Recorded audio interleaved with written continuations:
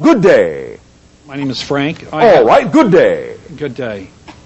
Speak Good up and be evening. bold so that all may hear what you have to share. Good evening. If you need to move your electronic device closer so that this facilitates your voice, do so. Good evening. I think so. Looks like it. You may wish to check your electronic device. Say hello. Hello. Hello? Check. Check. Check. Oh, it's not on. I believe you will find that there is a small component called a switch. Well, she checked the switch. The switch isn't changing anything. All right. Then we will trust the situation as such. And let it be as it is. I know. I'm just. Oh, test. The switch is on, but the mic is not. Then you will have to be the amplifier. Okay. Speak up and be bold. Hello. And to you, good day. My question is the computer millennium bug. Yes. What are the events that will affect our lives here in this country, in Denver, Colorado, With and reference to that idea. and the United States and the rest of the world? What events will affect we the people of city, state, the United States, and the world? What events will affect us people? And will the stock market fall at this time? No. It will not. However, you will find that some systems will begin, in your terms, to crash, but not necessarily as many as you think.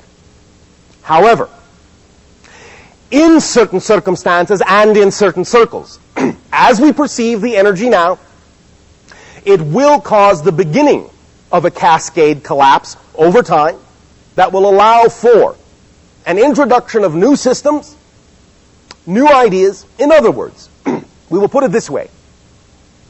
It will be an indication that what you call the mainframe structure is no longer capable of supporting itself under its own weight, and it will allow for the opening and introduction of, through opportunistic time frames, new ideas, new systems, new endeavors, new approaches, that when they are then put into place, will begin to lay the foundations for more communication, more personal self-empowerment, and so forth. This entire process will most likely take about 7 to 10 of your years. And by then, you will see the most rapid changes in the infrastructure of economics, communication, and so forth. Do you follow me? Yes. Now remember, all of you, that there is no such thing as a prediction of the future. There is only a sensing of the energy that exists at the time the prediction is made. Because there is only the present. If the energy that is sensed at the time the so-called prediction is made does not change, then it will come to pass. But if it does change, it will not. It does not mean that the prediction was not true. It simply means that the energy has changed. Many times, the existence of a prediction itself will change the energy, because now it has made you aware of where the energy is, and if you don't prefer it to be there, then your consciousness changes the direction of the energy and renders the prediction obsolete. So in many ways, sometimes, a good prediction is doing its job when it renders itself unpredictable. You understand? This is how time works. There is no such thing as a fixed future. There is only the energy that exists at the time the sensing is made, because there are an unlimited number of probable future realities, and it could go in any number of ways. Now, yes, there are some probable future realities that have a great deal of momentum and energy behind them and may be unlikely to shift, and those are, in a sense, easiest to sense and, quote-unquote, predict.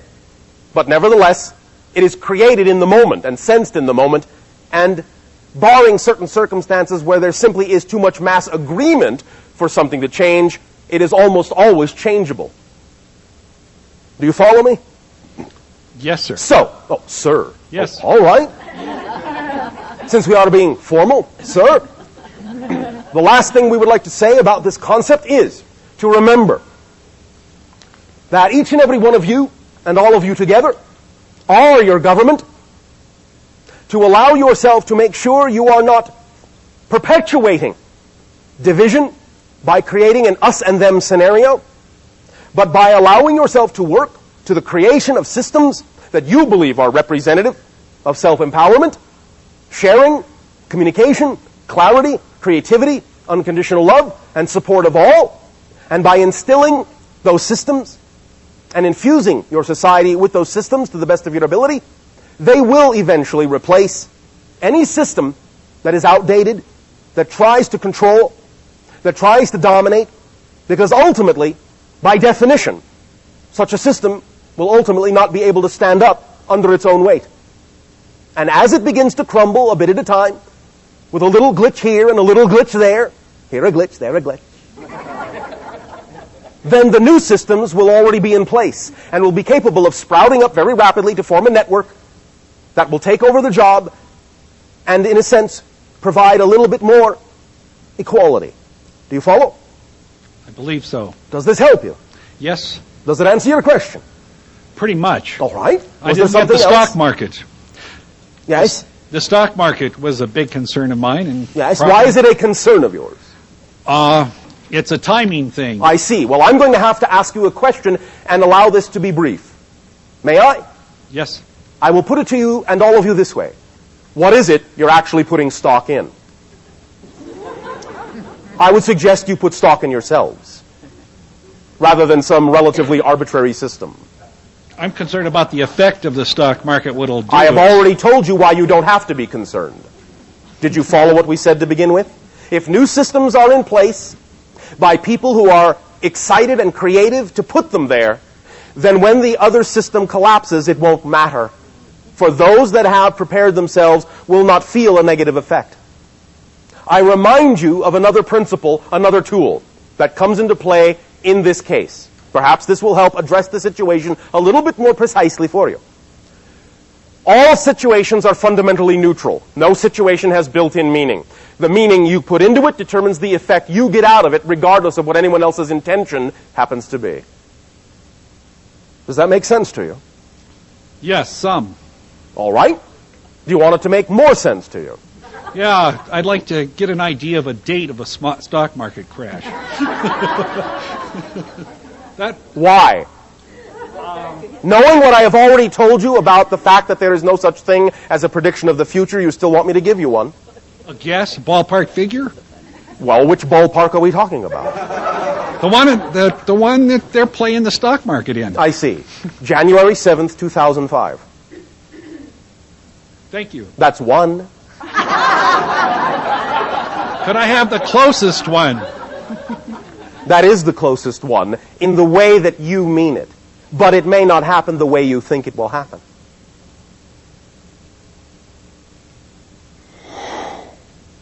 Put stock in yourself.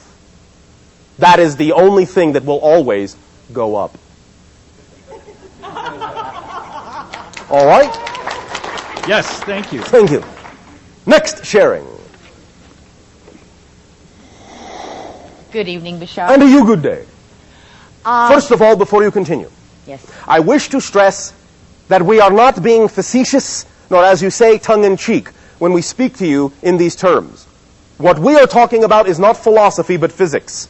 And these kinds of statements, to put stock in yourself, are statements of absolute fact and mechanistic realism. They are not simply cute catchphrases. We mean this from our heart of hearts. You are the determiner of your realities. When you put stock in yourself, you will understand that no arbitrary system can really reflect what it is you deem is going to be true for you. Continue. I've heard different reports on whether or not we have reached critical mass. In some senses, yes, you have. Could you give a very clear definition of critical mass? An idea of critical mass is to simply understand when there is a sufficient amount of individuals within the whole collective consciousness of any given reality system that changes its agreement in another direction, that will determine the general path then of the whole. Do you follow? Yes. You have already gone beyond the necessary critical mass, And now, in a sense, you are simply building up a certain kind of momentum. There are still thresholds to cross within the overall bubble of the critical mass you have built up, but in many ways you have created enough critical mass to allow yourselves to understand that you are taking back your power. Were it not so that you have reached this critical mass, in all probability we would not be having this discussion, because your world would not be ready for the idea of the expansion of consciousness that all of you are exploring, not just because of us, but because of yourselves. That is an indication that you have reached the critical mass, that spiritual issues and issues of consciousness are now in your daily language, that you are beginning to hear it in different forms, in different ways, that you all know what you're talking about in that sense, and that you hear others talking about it, are signs and symptoms of the fact that you have reached critical mass in that context. Do you follow? Yes, thank you. Does this help you? Yes, it does. Is this sufficient? Yes, it is. Thank you. Good day. Good day.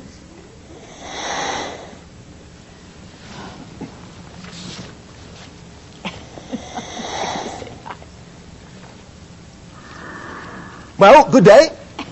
Hi. All right. Hi. You have a very strong voice. It is not my voice. We understand that our energy may allow the channel's vocal cords to operate in a higher magnitude than normal. Cool. But don't let that dissuade you. You have a loud voice and a strong presence as well. Use it. All Be right. bold. Speak up so that all may hear what you have to share. Thank you. Okay. Well, I just wanted to ask about a few weird things that have been going on Yes? with my body. My head just sort of rings all the time, and I have a Then terrible... answer it. Smart aleck. And I have a pain in my neck. And I just wondered, what's going on? You do not get rid of things, you transform them. Okay. May I ask you, as we have already said, what you call the $64 million question? Or do you already know what I'm going to ask you? No, please ask. Are you following your highest joy? Well, I hope Hesitation usually means no. so. No. Phrases like, well, I hope so, usually mean no. Because if you were following your highest joy, you would instantaneously say yes, Yeah. without hesitation. Well, what is my highest joy? You tell me. Oh, gosh. I can give you some hints and some clues I'd appreciate if you want that. some help. That would be good. Oh, all right, if you say so. Your highest joy, and this goes generally, first of all, for all of you, is to be yourself as best as you know how. In following and acting on your highest joy does not have to be a big mystery, does not have to be a complicated issue, does not have to necessarily represent itself as a lifelong career or project. Start simple, with simple steps. If you have no overwhelming project or career in mind or anything of that nature, then start moment to moment. Following your highest joy then entails nothing more than this. Are you paying attention? Yes. All right, just checking. At every given moment, you have available to you a number of options of things you could choose to do, don't you? Yes. All you have to do is pick the one that has the highest level of excitement in it and do it to the best of your ability. That's all you have to do. And in the next moment, take another assessment. What out of all the options available to me right now is the option and the opportunity and the situation and the circumstance and the direction that contains the highest amount of excitement and joy? And when you have determined what that is, take whatever action you are capable of taking on it as far as you can take it to the best of your ability. And when you can take it no farther, again, ask yourself, out of all the options available to me now, what is the direction that contains the highest joy? And when you find out what that is, take that action to the best of your ability and keep doing that for the rest of your life. Because excitement is the thread that leads you to all other excitement. That is the energy that leads you to yourself. Regardless, regardless of how it looks. Regardless of whether you think it's connected to something you're supposed to be doing or not. Regardless of its outward appearance, because you already know you can't judge a book by its cover. Excitement is the content that lets you know this thing here now is you. Do it. Because by doing it, you are making a statement to the universe full of conviction that it is you. And then the universe can support who you actually are, rather than supporting who you've been told you have to be. You follow me? Yes. Now, one thing you must also understand.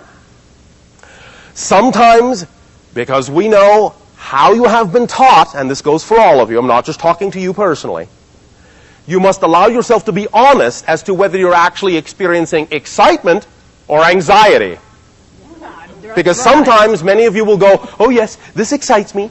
And in fact, what you're actually doing is running away from your excitement. And you're actually following something out of anxiety.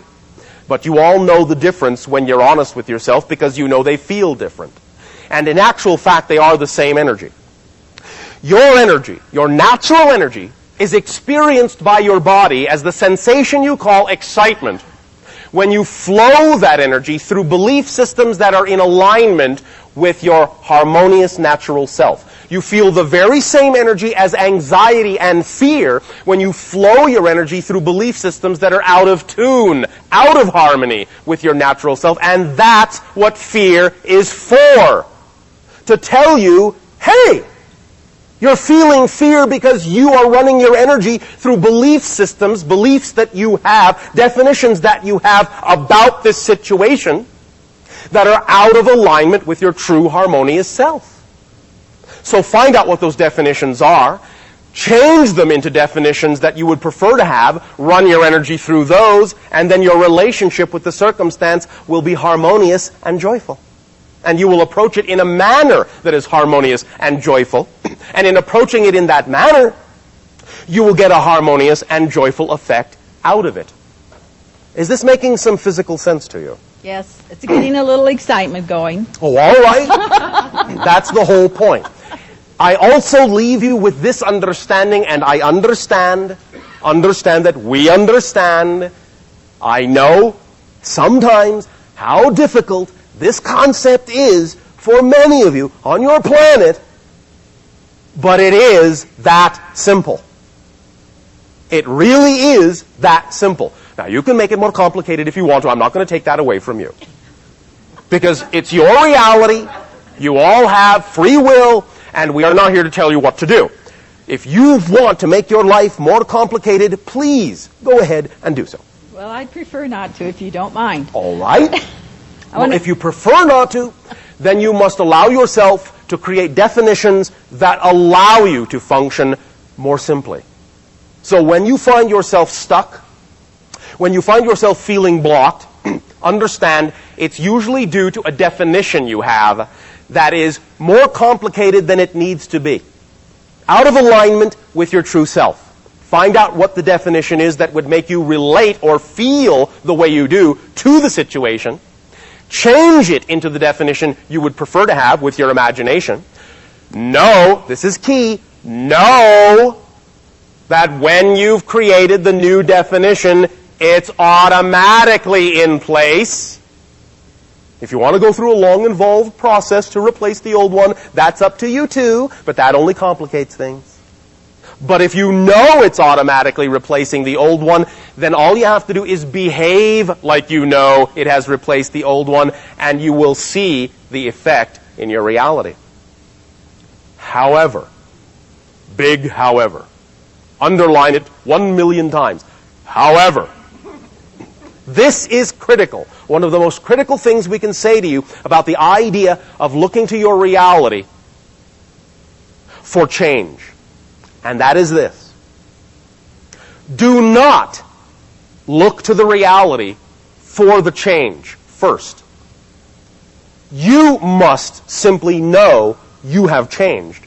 And you must behave differently toward the reality outside you, even if it looks the same as it did before. When you behave differently, when you behave as if you have changed, regardless of how the reality still may look, that's when you really have changed and when your reality can then really reflect the change. But if you are waiting for the reality to show you that you have changed, then you haven't changed.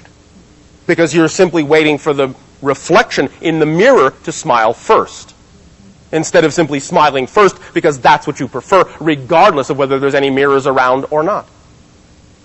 Are you getting the point? Yes. Is this sinking in? It is sinking in. Is it helping? Heck yes. Oh, all right. Thank you. Yes.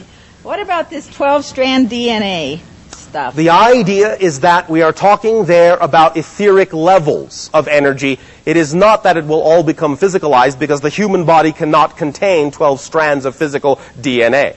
But the idea is that you have two, and in fact you actually have a type of third, but the third is mostly etheric, and it connects to the remaining ones. The idea is to activate your DNA and align your energy in such a way that you can access the energy of the other levels that key into your DNA molecules, but it's not about actually physiologically manifesting them. Your bodies wouldn't be able to handle that.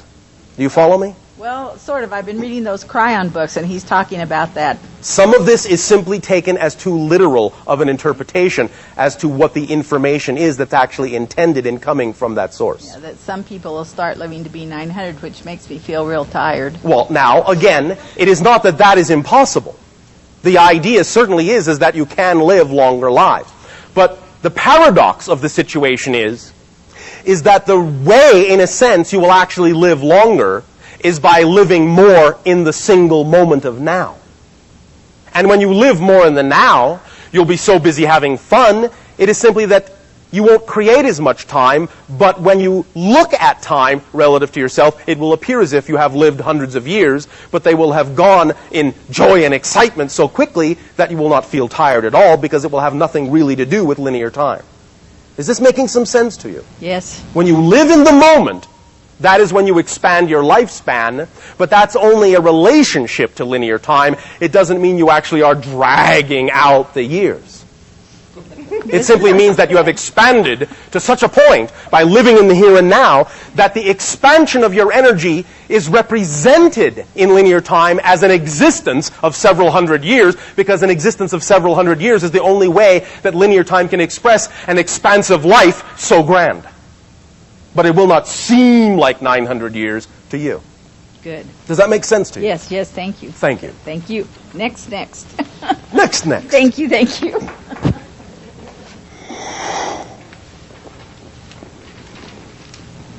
And good day. Good evening.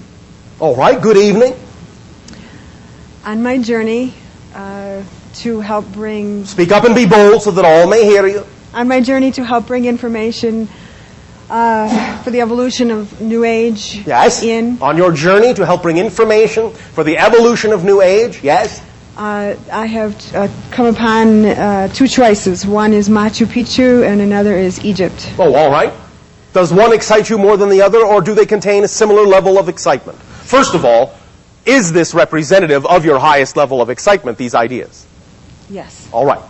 Does one area or another contain more excitement than another, or are they relatively equal? One contains more. Which? I should follow Egypt. All right. Bye-bye.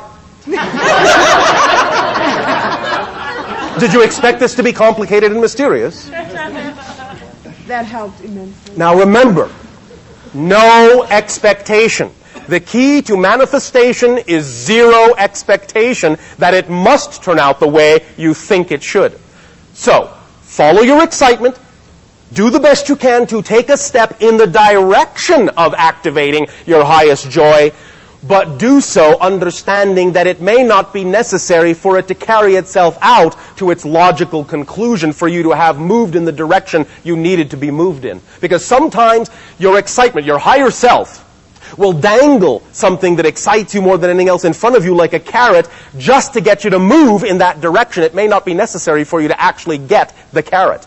Do you understand? Yes. So just move in the direction of your excitement. Do not put the assumption that you must wind up in Egypt. You might, but don't have the assumption that you must in order for your excitement to be fulfilled. Take it as far as you can, and when you can take it no further, allow yourself to simply sit again and assess what is the next most exciting thing. No matter if it seems connected or not, act on it, because it is the excitement that tells you it is connected to anything else that contains the same degree of excitement. And even though it may seem to be a roundabout path, it is actually the straightest course to follow. Do you follow me? Yes, Are you sure? I'm positive. All right. Does that help you? Oh, yes. Thank you. Thank you. Hi, Bashar. And to you, good day. This is Jareen. Oh, all right, if you insist. I have been working with, well, first of all, I've been married for 26 years All right. to a non-metaphysical man. Oh, all right. Non-metaphysical man. Is that the name of the person? Non-metaphysical man. No, his name is Jerry. No, all right. Jerry, the non-metaphysical man. Now, first of all, before we go on, you do understand that many people on your planet will be living the lives they need to live without necessarily knowing a stitch about the idea you call metaphysics. Yes, he did. All right. He did that. All right. So presently, though, I'm working with twin flame energy on the inner planes. Oh, all right. And Is this fun for you? Yes, we're accomplishing a world service work. All right. So, Is this representative of your highest joy? yes, it is. Oh, well, thank you. So my question about that is, will I soon be in a new relationship, and will we... Is this the voice of expectation? Yes. Are you saying you don't trust your reality to take you where you need to go? It looks a little... A little what? Looks a little what? What picture are you putting on it? Incredible. Meaning what? What is incredible? What are you defining as incredible? Can you be specific? What am I defining? The work... What are you defining as incredible? Beyond words. To But the comprehend. idea, you are asking a question, will I do this? Will this happen? And I asked you back, are you not trusting that your reality will take you where you need to be? What was the answer to that question? I do try. It's difficult. You try? Yes. What's difficult? What is the difficulty you are experiencing? To trust the direction that this appears to be taking. Why is that difficult? Why is it Because easier for you to trust in another direction? Because I feel unworthy. You feel unworthy. All right. Thank you for your honesty. That's all right. Now, why do you feel unworthy? What are your reasons for feeling unworthy? You must have them, or you wouldn't feel unworthy. This is big. Well, does it fit in the room you are in? Did you get it through the door? Not yet. It hasn't happened All yet. right, this is big. Are you implying that this is a lot to handle? Is that what you mean by this is big? Yes, for All right, me. well, you can start simply. I'm not necessarily assuming that you will give me every single aspect of it in 25 words or less, as you say. But you can start with something. Why is it that you feel unworthy? What one reason can you give me that allows you to feel unworthy? I'm carrying a spiritual child. You are carrying a spiritual child. Yes. What does that have to do with feeling unworthy? It's the child that makes me feel unworthy. No, that is impossible. Well, only you can make yourself feel unworthy. That's right. So, be more specific. The energy of this child is much higher than mine. So my question is, do I have the ability to bring this into physical reality? well, let me ask you this question. May I? Yes? Do you believe that creation creates pointless creations? Or do you believe that everything fits? I'll ask you another way. Let us use an analogy. Let us say that you have what you call on your planet a fine china vase or cup in your hand. Can you picture this? Okay. Have you got it? Is it a vase or a cup? A cup? A cup, all right. Now drop the cup in your imagination and see it shatter on the floor. Have you seen this? You see it shatter into pieces on the floor? Yes. All right. Now here is my question. If you were to pick those pieces up and assemble them, would they assemble back into a cup? This is not a trick question. would they assemble back into a cup? By what substance? Would they assemble back Yes, into a cup? yes. Yes, of course, because you dropped a cup and it broke into pieces. And the pieces on the floor are the pieces of a cup. So the idea is that you understand, when you see the pieces on the floor, that every single piece there has a place where it fits to go back into the concept of becoming a whole cup. There are no extraneous pieces. You're not going to find extra pieces, are you? No. Are you? If I gathered them all, no. And if you gathered them all, you're not going to be missing any. Right. You follow? And let's, for the sake of this illustration, simply say that the pieces didn't go that far. You can see every single one of them so that you know you're going to have exactly just the right amount of pieces, and that when you assemble them, they are going to be a cup. Are you following me so far? Yes. Therefore, you must understand that every single thing in creation is such a piece of the whole. There are no extraneous pieces, and there are no pieces missing. Everything fits into one big puzzle picture. You follow? Everyone is a piece, a puzzle piece of one big puzzle picture. You follow? Yes. And therefore, when everyone is simply who they need to be, when everyone is the shape they were created to be, when everyone is the piece of the puzzle that they were created to be, then they fit where they belong, and they add their piece to the whole picture and support the whole. And there's no leftover pieces, and there's no pieces missing. You follow me? Yes. So, if you are the one with whom the child made the agreement, doesn't that automatically, by definition, mean you must belong together? Or the child would have made an agreement with someone else? Yes. Well, are you getting the point? Yes. Then you must be equal, or it couldn't exist.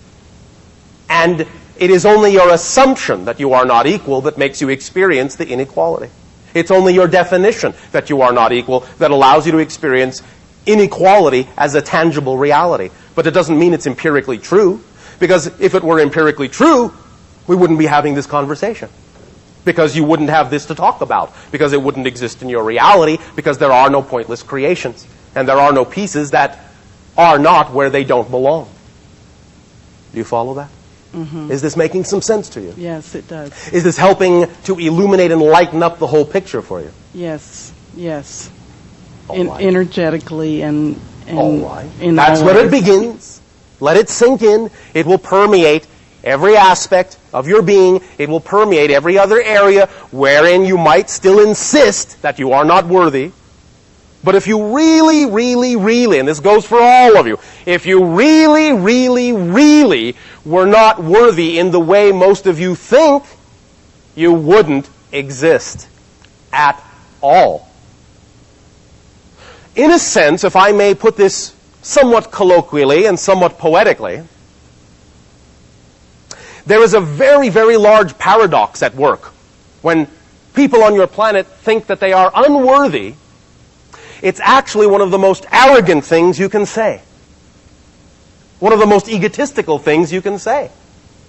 Because what you're saying is that, yes, everything in the universe fits perfectly except me.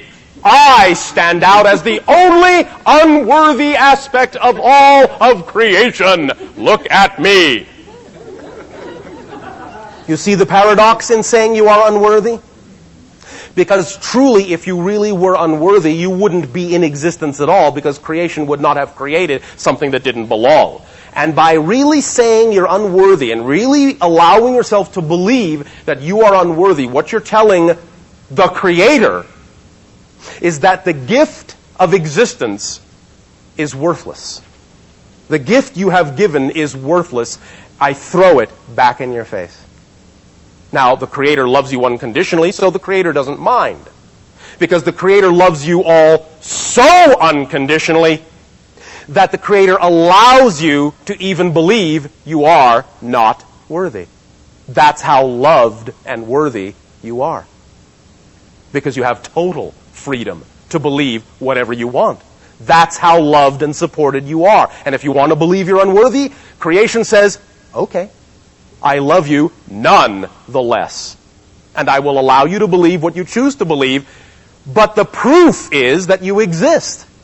And if you stop and take a moment to really think about it, you will realize that your very existence means you must be worthy, because creation would not have created you were you not. Because you are an aspect of the infinite. Remember the second law? You are an aspect of the one, and you are the one, pretending, in a sense, to be a part of the one. So if you're saying, I'm unworthy, you're saying it's all worthless. I have said that. Yes, I know, and that's all right. Again, it is a valid perspective, but the idea is that you do not necessarily have to think that it's actually an empirical truth as if it were a law of creation. I already told you what the 4 laws were. You didn't hear me say the 5th law is that you are unworthy. So it's not a law, it is only a point of view. You're using the 4 laws to create a point of view and a belief that you're unworthy, but it's not an empirical absolute truth. It's only an experience. And you can change it because it's an experience. Does that make sense? Yes, it does. Thank you. Thank you. Next.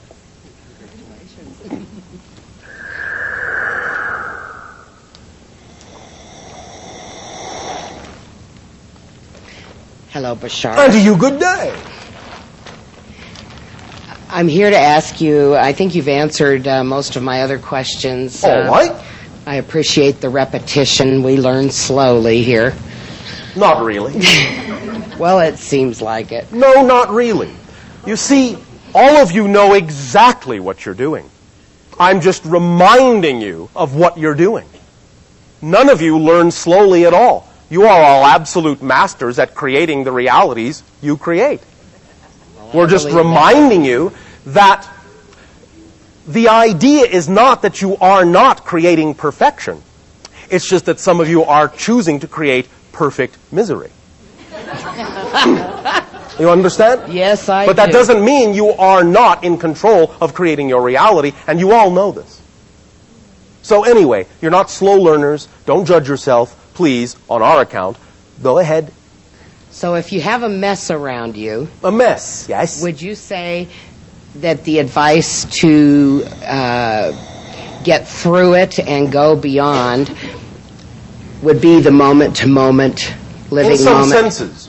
But the idea, of course, is personal value, personal integrity, personal responsibility for the consequences of your own actions, allowing clear communication to all components involved in all relationships you have co-created, so that you are being responsible for your parts in all the relationships that might have led to what you are defining as messes, but also learning from them as lessons, so that you can then make clear statements within yourself that you are learning from them and have learned that this is not necessarily the direction of your preference. And in choosing a new direction, then you will be using them as stepping stones, and you will be incorporating and integrating these experiences into you and becoming more holistic, in a nutshell.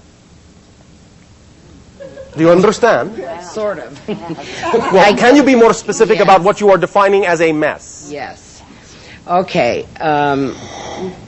I guess my blockage or battle right now has been with linear time. It seems, Battling linear time. Yes, and it seems like... My, how dramatic. Well, it Why is are you dramatic. battling linear time, and in Well, what way? It just feels like there's... What does that mean? Battling linear time? Yes, what does that mean? Well, having many more things to do and get done than feels like there's time to do. Sometimes, not always, but more often than not, that is usually a symptom of doing more than you have to do.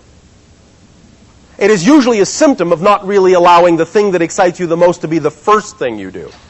Because the thing that excites you the most, pay attention, is A, the organizing principle, and B, the driving engine that determines C, what other things need to be done.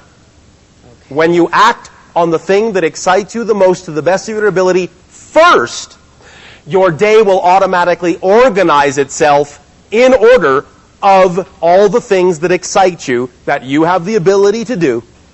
Whatever it is, in a sense, you don't have time to do when you're done with that day didn't need doing. I understand that. Because when you operate that way, all the things that are truly important for you to function holistically, and all the circumstances that really need to appear in your life to allow you to do what you really need to get done, will fill and fit perfectly in any given moment or day or time span, and will allow you to experience this in a very effortless and creative, poetic, and synchronistic way, rather than feeling you have to scramble to do things that may only be, in a sense, things that your personality structure has been taught it needs to do as an offshoot of who you think you are. Did that make sense? Yes. Does that help you? Yes, it does. I appreciate it. Now remember, we're not talking about giving up responsibility, but the idea is to claim your relationship to what you're doing and redefine it in a way that simultaneously allows you to choose a new direction and make changes, and simultaneously allows you to communicate to everyone else who might be connected or involved that you are doing so everyone has a chance in their own way to adjust.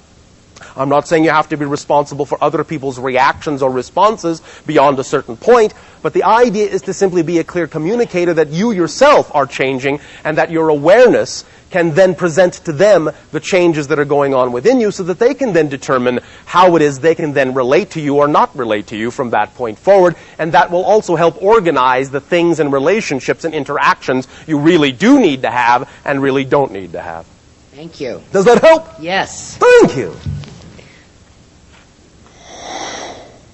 I wish to add one more thing. All of you can absorb this in your own way, but it keys into the last thing that we were just discussing. Regarding the idea of linear time, I understand, and I'm not taking away from it because it is a valid experience, but the idea is that what you all call one moment after another, these are all actually the same one moment. Because there is only one moment in creation. There is only here, there is only now. What you experience as a succession of different moments are all the same one moment from different points of view and different experiences of the same one moment. But the only way you have to experience all of those different points of view of the same moment in linear time is to experience them as if it is one discrete moment after another. But it's all the same moment. Let that sink in whatever way it benefits you. Yes. Good day. Good day, Bashar. Speak up and be bold. May I ask you, could you touch on and help with the fears, like with claustrophobia and these different Touch fears? on the fears, such as claustrophobia and so forth. Now, many of you already understand, of course, that these things are sometimes imprinted upon many of your psyches through certain experiences that some of you may have either in childhood or in what you might call an impressionable moment. But nevertheless, it still all comes down to the idea that it is really an imprintation in the definitional belief system. All fears are a reaction to something you believe to be true. You don't have a feeling about anything if you don't first have a definition or a belief about that thing or that circumstance or that situation. So all fears, no matter how it exhibits itself, first of all, understand it is a reaction to a definition you have bought into. That is the impression that you bought into. It was a belief system or a definition that allows you to experience your reality in this particular emotional way. Now, sometimes, yes, the specific type of fear, such as what you call claustrophobia, can be symbolic of what the definition itself is. And therefore, the type of fear can actually help you get in touch with what the definition might be. For example, again, claustrophobia may be related to the idea of a definition that says that you cannot expand, that you are structured and held fast by limitation itself, that you are, in that sense, suffocating by the limiting beliefs that you have been spoon-fed or forced to buy into unknowingly. And the claustrophobia may be your psyche's way of letting you know you have these beliefs, so that the fear will become so great it will force you to waken to the fact consciously that you have these beliefs unconsciously, so you will find them, change them, and then in so doing transform the fear into joy. Do you follow? Oh, yes, that's Fear, it. That's it. that's what fear is for. It is there to tell you you have a belief that is out of alignment with who and what you truly are. We have often used the analogy of a piano, the instrument on your planet, to demonstrate this idea. If you're sitting down at a piano and you are playing a song, and all of a sudden you hit a sour key, a flat note, you do not usually run away from the piano screaming in terror and swear you will never play again. Usually you say, this is out of tune. I must tune that particular key. And this is what fear is. It is like a sour key, a flat key, an out-of-tune key. It must be tuned. What must be tuned? The definition must be tuned. You must find out what the definition is that allows you to experience the flat key, change the definition, which is the process of fine-tuning, and then bring it back into harmony with the rest of your keys. That's really all it is. And the specific type of fear can be, as we have said, a big clue as to what the definition is you may have bought into. So use your fear to serve you. And the more you understand that that's what fear can be used to do, the more excited and curious you will become about fear when you experience it, and the more quickly you will transform the fear into curiosity, imagination, and inspiration. We're not saying bury your fear. No, you ought to feel it. Invite it. Invite it to be as powerful as it possibly can be. Because when you are dealing with that magnitude of fear, you are dealing with core issues that when you use the fear that is connected to the core issue in this creative way will allow you to transform in very fast, very, very, very, very powerful ways. We call this the rubber band principle. And that simply means is that like a rubber band on your planet, the further back into the dark side you pull the rubber band, then once you do let go, the faster and farther it will snap into the light. So sometimes when you're feeling like you're dealing with great negative energies, that's a sign that you are ready to snap and transform it into great positive energies if you simply use it in that way. Feeling overwhelming negative energies is actually paradoxically a sign of your power to use the light. But because most of you have been taught the definition that feeling all that negativity means you're stuck in it, instead of being given the definition that feeling all that negativity means you're ready to bolt into the light, you often simply feel yourself stuck in the dark. But it's only because of the definition and the approach you use to it instead of realizing that you can use it in a positive way to propel yourself onto the other side. Make sense? Yes. Does that help you? Yes. Do you feel a little bit lighter? Yes. All right. Does that serve you then? Yes, that helps. And may I ask about what your opinion on mercury toxicity in the teeth is? And our understanding of heavy metal toxicity is that, and in particular the idea of mercury, is that it is generally responsible for anywhere from 20 to 30 to 40 to 50% of reduction in bodily energy. And may I ask what we can do about it when you can't get them redone, and about growing new teeth, please? It is not impossible for you to grow new teeth, but we would always suggest that you take the path of least resistance and simply replace them.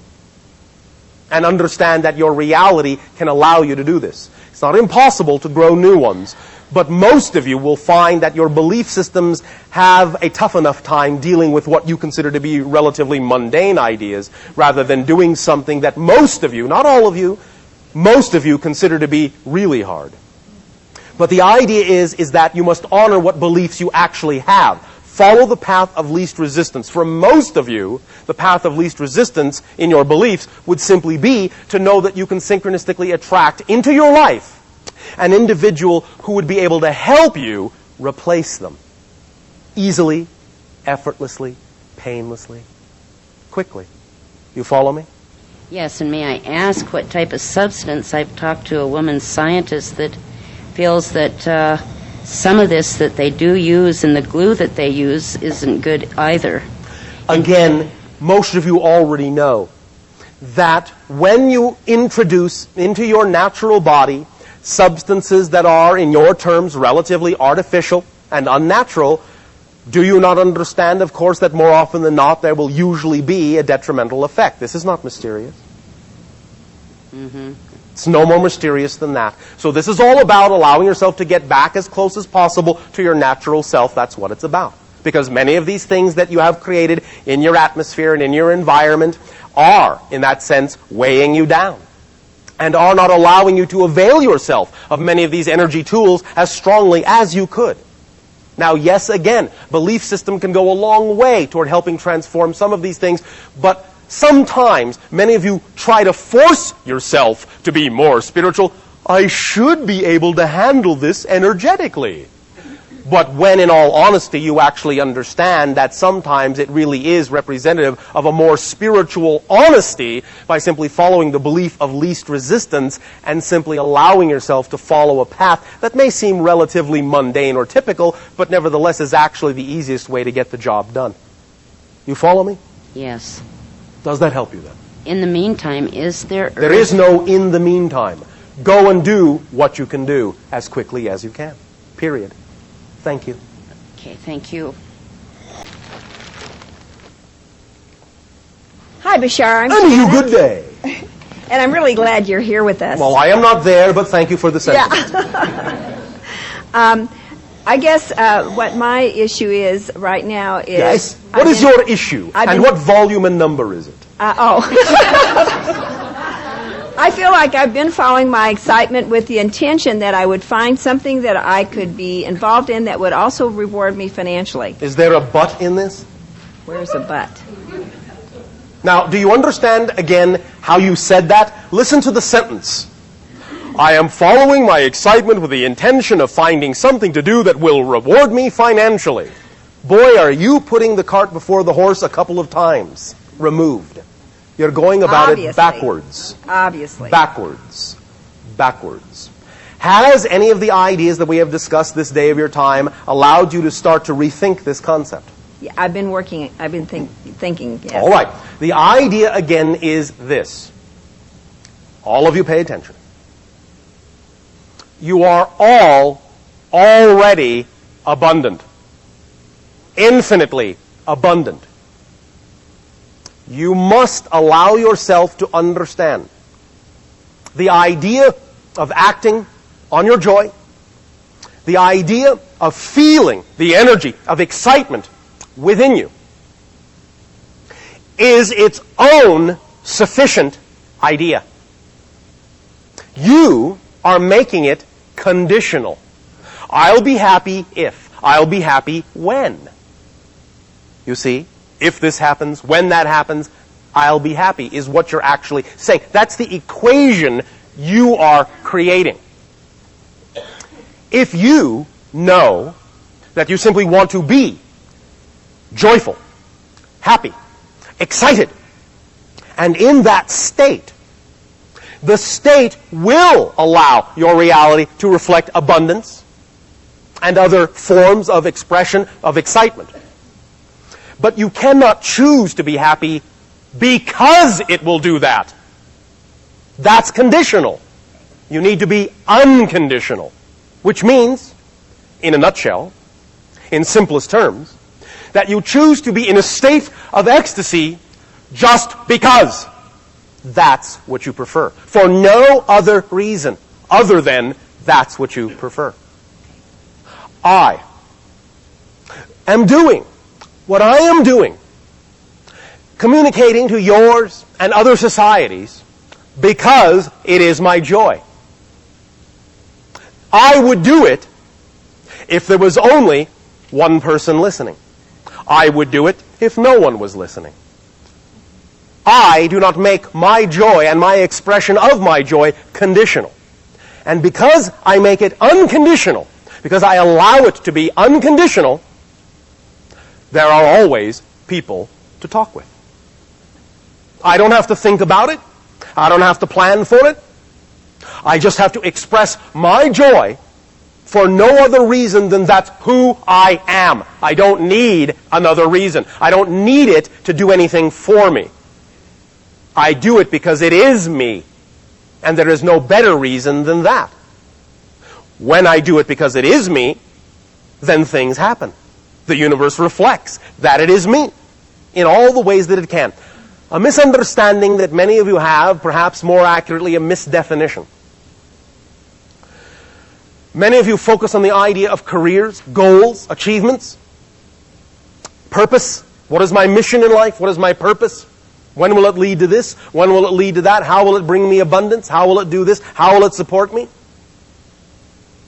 You only have one purpose. All of you. You have the same purpose. Different, but the same. Your only purpose is to be who you are to the best that you can be. Because you are unique. You have never been this you before. You will never be this you again.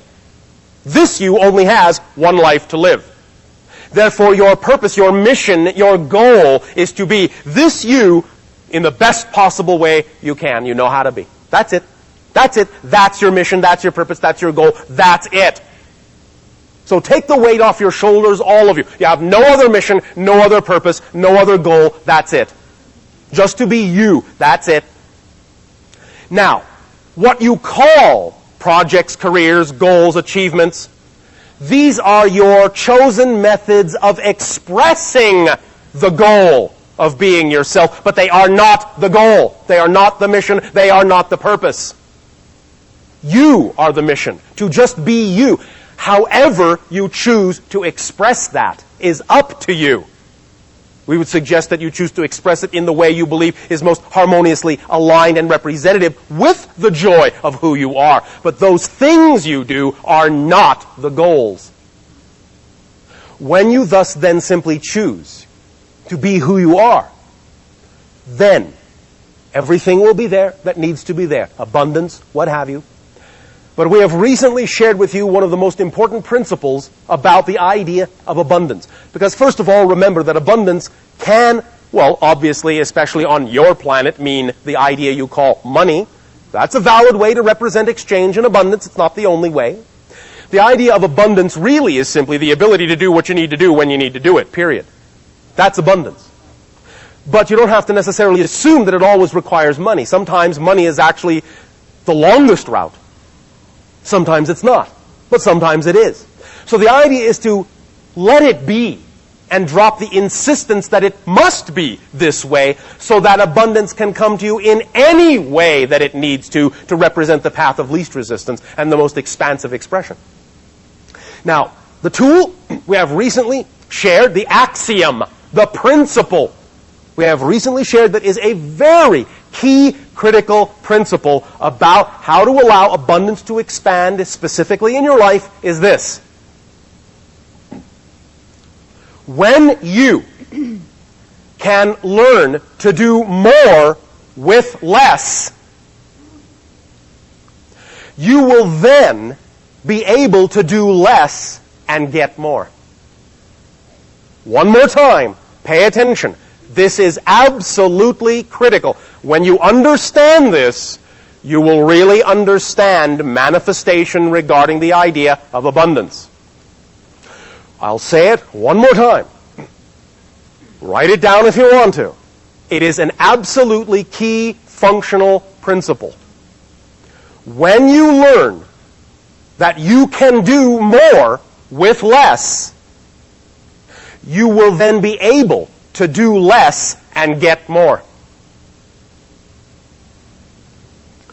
As an example that we gave, if there is a person that fancies themselves an artist, you know, yes, you can be an artist with fancy paints, fancy pens and pencils and computers, yes, but if all you have is a burnt stick, a charcoal stick burnt in the fire and scratched on a cave wall, you are no less an artist. If you judge that the burnt stick somehow doesn't allow you to be an artist, as much of an artist as the person with all the high technology, That is where you get yourselves into trouble, and where you short-circuit your ability to attract abundance. When you can do as much as you possibly can imagine you can do with what you have, when you can do more with less, if you just have the burnt stick, and you create beautiful images with the burnt stick, do as much as you can with the burnt stick, create beautiful sculptures with the burnt stick, then that act will radiate out and will attract to you other individuals, other circumstances, who will then begin to interact with that level of energy, that level of conviction you put out, and that will bring you more opportunity to get more by doing less. And don't you observe in general that the most quote-unquote accomplished artists among you can actually just squiggle a few lines and it's considered a masterpiece worth millions? Don't you notice that in the evolution of many of your most powerful artists? They begin simple, they go through complexity, but usually they come back to simplicity when they are advanced. They have learned that by doing as much as they could with what little they had to begin with, they now have to do very little to get quite a lot. That's the principle. Apply it in every field and every endeavor. There is always a counterpart in every field you can think of. You understand? I'm understanding. Does this help you then? Yes, it does. Thank you. Thank you a lot. You are welcome a lot.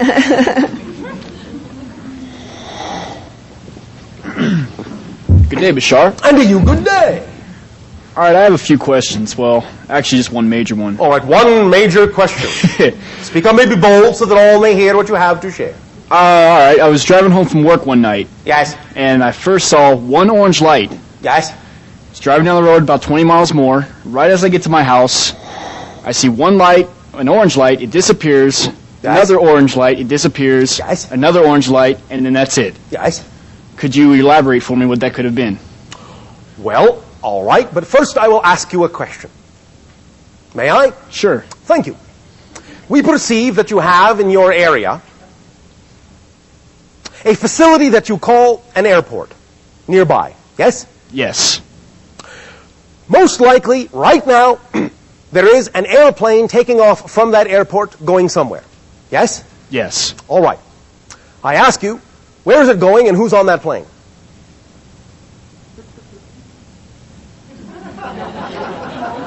Well, where's it going and who's on that plane? Can you tell me? No. Why not? I don't think I understand the question. Oh, yes, you do. It's very simple. I am asking you, who are the individuals, what are their names that are on that airplane, and what city is that airplane going to? Do you know? No. Why not? Your response is, well, because, Bashar, I don't keep track of all the comings and goings of all the airplanes and all the people in my area, so I don't know. And my response to you is, I don't keep track of all the spaceships coming and going, and so I don't always know who's doing what and where they're doing it. I guess that makes sense. Do you understand? But could you please tell me what kind of ship it could have been, if it was one? You will find that what you perceived as we scan your energy and pick up the clues from there is that you were seeing an interdimensional shift of a type of craft that was not fully in your physical reality. Do you understand? Yes, I do. Does that help you? Yes, it does. Now, we are saying, of course, there are no accidents. Timing and synchronicity is everything. And of course, there is a relationship, an energetic relationship between the idea of you being at that place at that time to witness that particular energy shift of that particular group and craft. But the idea mostly is that, at least as we can scan in your energy right now, it was a relatively innocuous coming and going, a relatively innocuous passing through. But for you, there is the residual effect of helping you to awaken, to become more sensitive to higher levels of energy so that you can understand that you can expand your senses into those levels and see more things that are beyond the physical. Do you understand? Yes, I do. That is one of the reasons why it happened in that place and time, to stretch your senses. Make sense? Yes, it does. And I will give you this much. You are actually quite familiar with those crafts and those beings.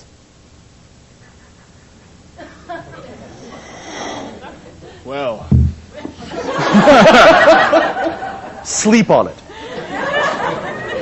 All right? okay. Let it sink in, ask your guides for assistance, and sleep on it and see what you get. Okay. Visualize the orange lights that you saw. Just open yourself up, ask for information. You will get it, usually within what you call 72 hours. All right? Okay. Does that help you? Yes, it does. Thank you. Thank you.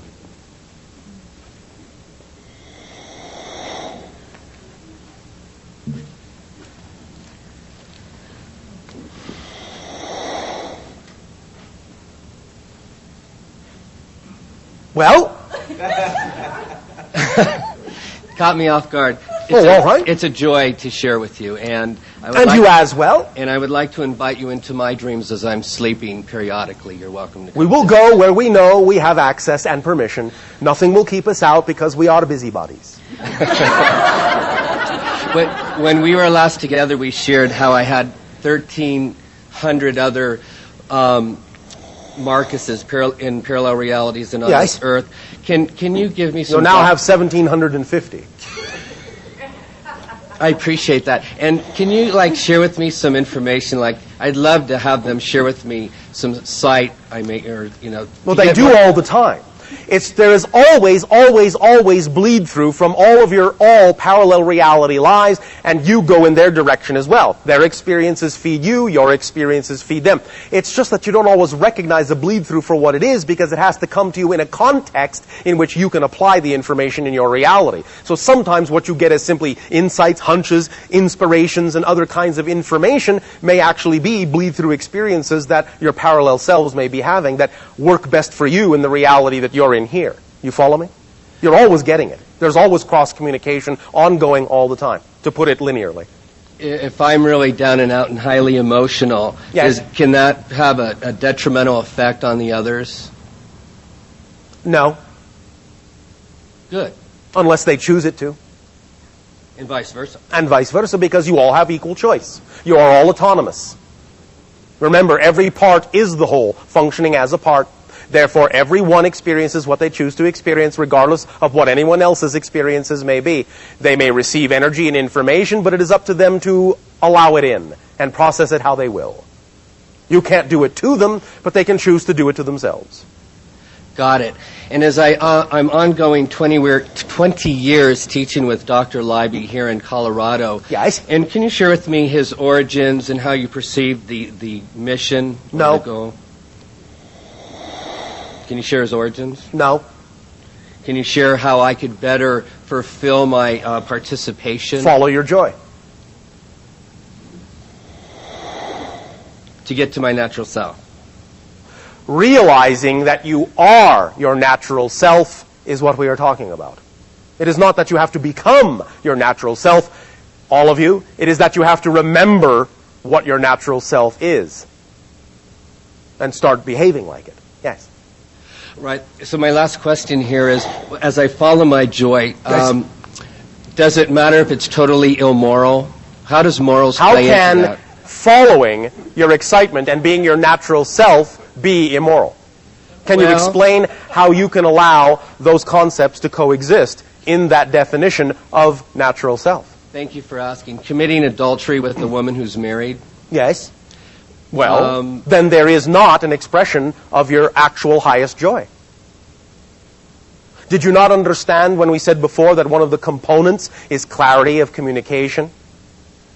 Right, and anxiety versus excitement. Yes. And the idea is that when you act on your joy and it involves other relationships, if you are not honest enough to share with all involved who you really are and what it is you really prefer, then you are actually not expressing your true natural self.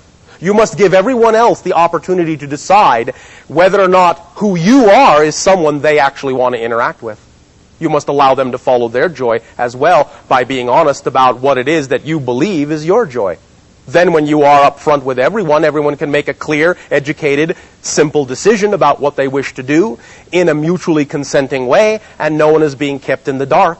You understand? I believe I've got that, yes. It's When someone is communication. kept in the dark, then the full light isn't present. Got it. Does that help you? It helps me tremendously. It's You're all a about gem. integrity. Yes. All right. Then you understand.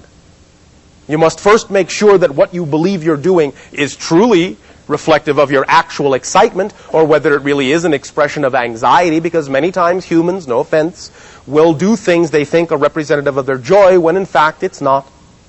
They can fool themselves into thinking that it is, and they can gloss over things they would rather not do that really are things they ought to do, and pretend that they are living their joy. But if you are clear that the ideas you are expressing are truly representative of your natural self, then you must understand the only way that that's going to be really expressed in truth is to interact with individuals who also want to interact with you on that level in conscious awareness, and not to force individuals who do not prefer those ideas to interact with you when they would rather be interacting with someone else on another level.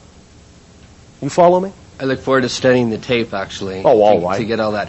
I'll just cut to the quick. Yes. When I ended this love relationship and she rebounded, I got so upset and so like I lost it. Yes. I feel like I'm never going to get over it. Oh, all right.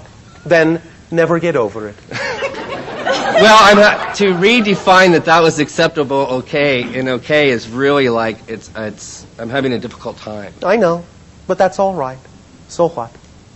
Acknowledge that you are having a difficult time. Allow yourself to experience the feelings that you are experiencing and learn from them.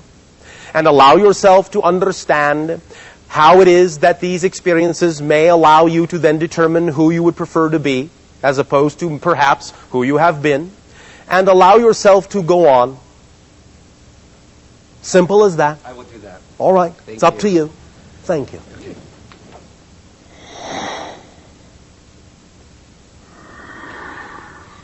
Good day. Bashar. And to you, good day. Yes. One moment. One moment. One moment. There is now, with respect to the last question, and with respect to many things that may be of importance to many of you, there is now on your planet literature in the form you call a book that would be very efficacious for all of you to read. Rarely do we recommend, but in this case, since it is practically the only one that talks about this subject, and it is insightful in this area, and would benefit many of you with regard to the concept of love and relationships, we would suggest strongly that you allow yourself to acquire a book called The Heart's Code. You will understand that not just your brain, but your heart actually has intelligence and memory and communication skills, energetically. This will teach you what that is all about, and will help you understand how to balance all the things that go through your belief system in your mind with the idea of the certainty of your true self, which comes through the heart energy gate. The Heart's Code. C-O-D-E. Find it, read it. It will help you. Continue. Okay. Good day. Good day, once again. Oh, is it another day now? No, but it was My, the how second time time we flies. said good day to one another. Oh, all right. But actually, But since everything is the first time, good day. then good evening. All right. Shall we continue? Yes. Yes. Okay. I'm interested in hearing your perspective on the phenomenon that came with the passing of Princess Diana. Yes. Why so many people were so deeply affected around the world by her death. Because a legacy was handed to you. Both the individual that you call your Princess Diana and almost simultaneously what you call the Mother Teresa transitioned from physical to non-physical reality, and they symbolize the idea of interaction in beneficial and loving and supportive ways with humanity, what you call humanitarianism acts. They showed you the kinds of things that need to happen on your planet, but they showed you long enough. It's up to you. Take over the mantle. Do the kinds of things they showed you how to do. They have transferred the scepter to you. They have transferred the mantle to you. They have acted as symbols of love, of another, of support, of others, of sharing, of assistance, of help. Not taking responsibility for, but being responsible to, being self-empowered, sharing, helping, loving. and then left the physical world so that you wouldn't necessarily simply rely on them to do it, so that you now, if you want that energy to continue, will have to find that energy in each and every one of your cells and act that way in your own lives more and more every day. That's why. It was a very powerful transition and caused a very, very, very strong ripple in the collective consciousness of your entire planet that gave it a nice little boost in the heart. It stretched you. So stretch. Go with it. Become as they were in all the ways that you possibly can. In the ways that you would like to express that energy. That is how you help others. By being yourself as fully as you can. That is how you help everyone else. Because if you're not you, you can't help anyone. Because you're not there. So first, be you. Then you will be, by your behavior, a shining example that others can be who they are. And that will make all the difference in your world. Do you understand? Yes, yes, indeed. Does this help you and answer your question? Yes. Was there something else? Yes, there was. Yes. It's about the crop circles in England. Yes. Can you speak about what or who the energy is that creates them? We will say this. It is a co-created situation by many different consciousnesses, including all of yours. I will put it to you this way. The energy that is manipulated is the energy of your collective consciousness, of your planet's collective consciousness. The symbols are expressions of the dreaming that is going on, the symbolic dreaming that is going on in your collective consciousness now that it is waking up and talking to itself. There are others, other dimensional beings, extraterrestrial beings, other levels of entities that are also involved in this co-creation. But basically what those symbols represent is the collective consciousness of your entire world speaking to itself, communicating to itself, waking itself up out of a long, long, long, long dream into a new dream. A bridge. They are a bridge, a link, they are a language from one reality shift to another. Understand them by energy, understand them by tone, understand them by form, understand them by how they allow you to feel. Understand them by ratio, by mathematics, understand them in any language you wish to, because they are universal in that sense. And they are the language of your universal collective unconsciousness becoming more conscious. You are waking up, and many beings are helping play in those fields. As you say, in the fields of the Lord. Do you follow? Yes, I do. At play in the fields of the Lord. Huh? That's great. But it is the collective energy. What you all call either Christ consciousness, Buddha nature, Krishna spirit, it doesn't matter what you call it. It is the world spirit that forms the medium through which these energies can thus, and these forms can thus be created. Can you say why so many of them appear in southern England? Yes. There is a focal point there that has to do with linking an old age to a new age. Because in ancient England were the remnants of the Druids that were offshoots of ancient Atlantean knowledge, and it became the seat of psychic exploration and societies that formed the link and the bridge into your modern age of the exploration of consciousness and spirituality. You follow me? I do. Yes. So it is a very magnetic spot for the idea of carrying through from the old cycle to the new cycle. There are other areas, and it is spreading around your planet, but that is one of the main focal points and one of the earliest points, because it represents one of the earliest gates and vortices through which the energy of the old world was preserved and kept for a time when it would then be applicable and available to the new age that you are creating. Does that help you? Yes, thank you very much. Thank you. At this timing, we must now extend once again to each and every one of you our deep appreciation in allowing for the co-creation of this transmission, this link and bridge between our civilization and your own. Once again, each and every time this is co-created, it affords an expansion of our understanding of all the ways the infinite can express itself, and we thank you for this unconditionally loving gift. Our unconditional love to each and every one of you, and remember, you are never alone. You have guides, you have friends, you have help. Open up, be vulnerable, because total vulnerability is total self-empowerment, because you open up to the infinite, and when you open up to the infinite, you are infinitely supported.